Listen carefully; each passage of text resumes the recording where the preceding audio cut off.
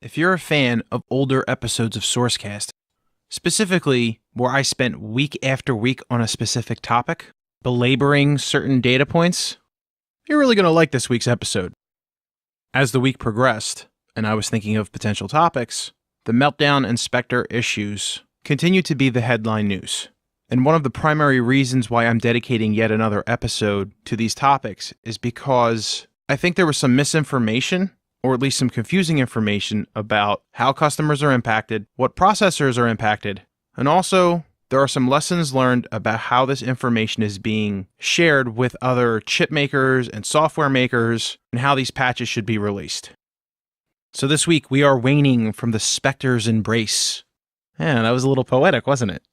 I'm Joey Lombardi, and this is SourceCast episode 103.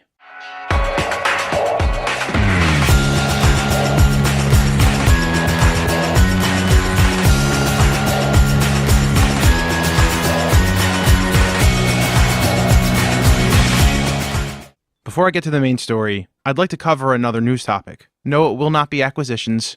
Thank you, John Silverwood, for making me feel like acquisition news is played out. If you've got an issue, here's a tissue.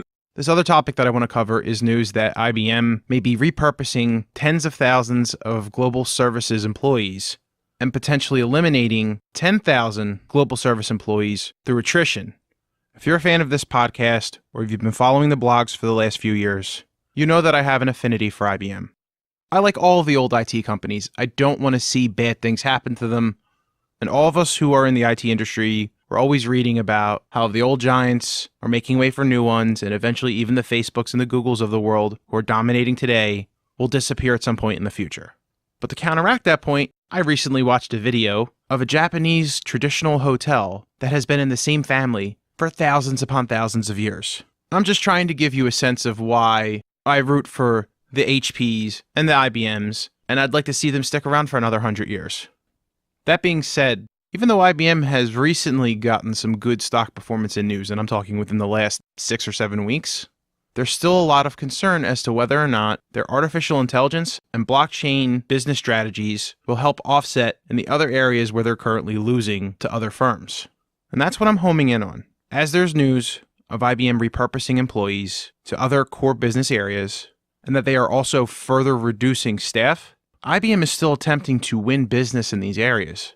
So as a corporate consumer, when you read articles like that, and you see that they are investing resources in other areas, that makes it infinitely harder for those lines of business that remain to win business. If you know that traditional global business services is not a top priority for IBM, and they are actively diverting resources from those areas, are you going to continue to give them business? Are you going to be willing to include them in RFIs and RFPs? It's been said thousands of times before. This is a tricky transition for IBM and HP and Oracle, and they're all sort of fumbling their way through what the next iteration of the company is going to be. They have to do a better job at level setting expectations from customers. You can't eliminate over 100,000 employees over 5 years and still expect a firm to want to buy your services or think that you're best in class. I'm using IBM as an example, but they're clearly not the only ones doing this. And I'm sure some sales executive or some top IT leadership from these companies are going to listen to my podcast and adjust their strategies. But as someone who's reading this information and making this conclusion, it's something to take into consideration. And I certainly don't think they're giving their poor employees any kind of guidance on how to handle a customer if they ask such a question. On to our main story. Meltdown Part 2. Spectre Part 2. So what happened this week? I want to start with an article from Verge.com written by Russell Brandom. This article starts to detail the efforts that went into hiding the issue. As a refresher, last week I mentioned that Google discovered the initial problem in June of 2017.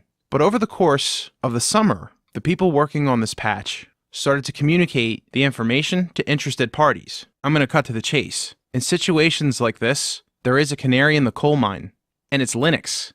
Linux is open source, and the kernel still has heavy involvement from its originator, Linus Torvalds.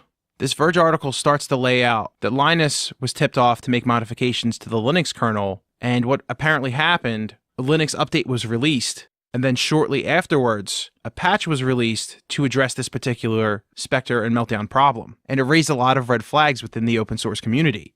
As an FYI, the developers that were working on fixing the problem kept referring to it as a page table isolation issue, a PTI issue.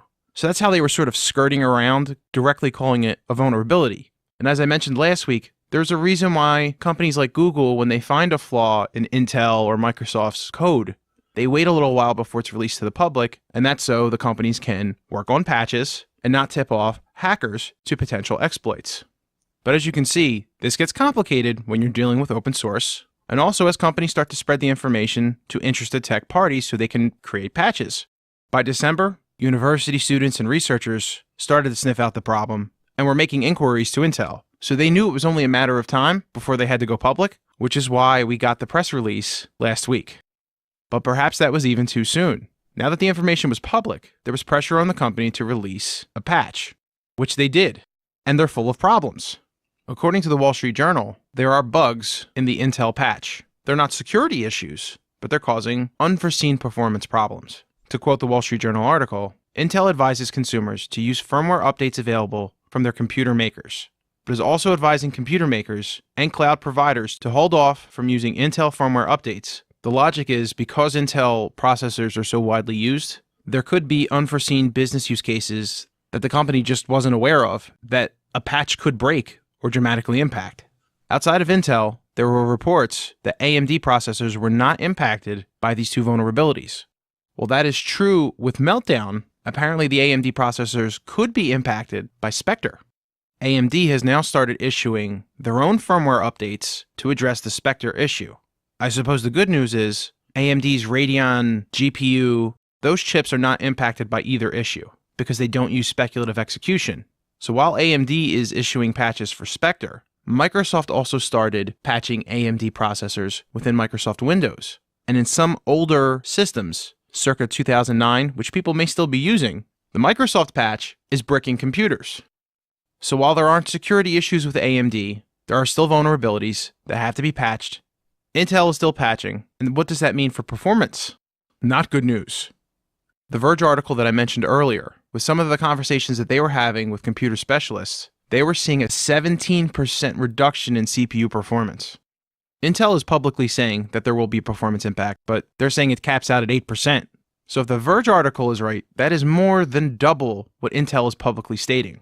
And that leads to a very tricky conversation. If you're an individual or company that relies on very fast processors and are currently relying upon computers that are performing at a certain level, and now those computers could potentially drop anywhere from 8 to 16% in performance, does that performance degradation force you to have to go out and buy a better processor? A better processor that is likely Intel's, and a processor that most likely is also impacted by this issue. You're just buying a faster model. Over the last few months, I've been thinking about buying a faster processor for my home-built machine, and I currently use Intel, so I was looking at some of their newer processors. I'm actually holding off right now. I don't want to spend money for a premium processor and know out of the gate that I'm taking a 10% performance hit. I really feel like Intel has to address this, either through a price drop or a credit. I also think that if you recently purchased a processor, there should be some compensation for that, because you likely based that decision on certain benchmarks that are no longer relevant. This is a complex topic, and I personally don't see an easy resolution here. This is going to take months to address, and I think the only true fix is a teardown and redesign of processors and chipsets to ensure that this flaw doesn't exist within the kernel. And I suspect a redesign of that caliber will take at least a year, if not more. To personal and home consumers, if you're listening to this and you have an older machine, there's a very good chance that you're not even going to get a security update. So while you don't have to worry about the performance issues, your computer will be permanently vulnerable to this particular problem. For corporate consumers, especially if you're on the cloud, especially if you are buying cloud services by CPU and process cycle, you really have to pay attention to what this is doing to your bottom line. And you have to go back to the start of the summer, especially if you're using Google. And I suspect Amazon figured it out within a few weeks after Google did. So if you saw a small uptick in your prices in the summer, but not considerably more traffic, this could be a root cause. It's something to consider.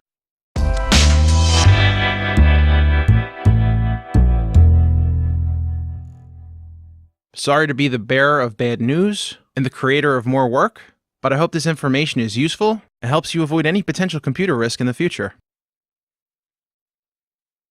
And that's all we have for this week. You can find SourceCast on iTunes, Google Music, and all of your favorite podcasting applications. SourceCast is recorded in bucolic, Mantua, New Jersey, and it's produced by my dad. The outro is performed by me, Ben Lombardi, and music is provided by Patrick Lee. Thanks for listening, and we'll be back next week.